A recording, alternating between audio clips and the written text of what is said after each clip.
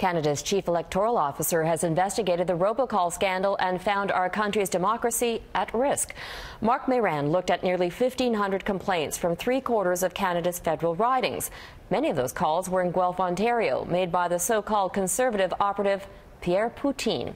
Our chief political correspondent Tom Clark joins us with these latest recommendations for change. Tom. Well, Robin, this all started with revelations, as you say, of automated calls in the Ontario riding of Guelph, directing non-Conservative voters to the wrong polls. Now, the report says that it is still under investigation. They haven't found Pierre Poutine yet.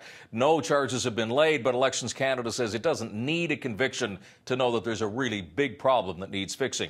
So in a poll that it commissioned for this report, Elections Canada found that a majority of Canadians, 56%, have little or no faith in the political parties. And election fraud sure isn't helping. So widespread are these complaints, as you said, Robin, in 75% of all the ridings, that a national fix is needed now. So here are some of the key recommendations. Number one, that Elections Canada undertake a major advertising campaign in the next election to warn voters about misleading calls and other types of election fraud. Number two, that political parties, candidates, political workers, all of them, adhere to a code of conduct that clearly spells out ethical behavior.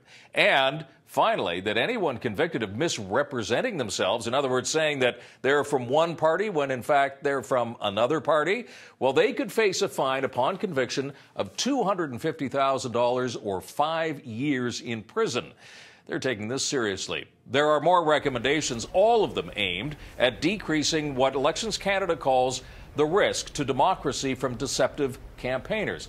Robin, the only thing that Elections Canada today says it doesn't want is the authority to cancel elections. That, it says, should always be left to the courts. Robin? All right. Thanks very much, Tom.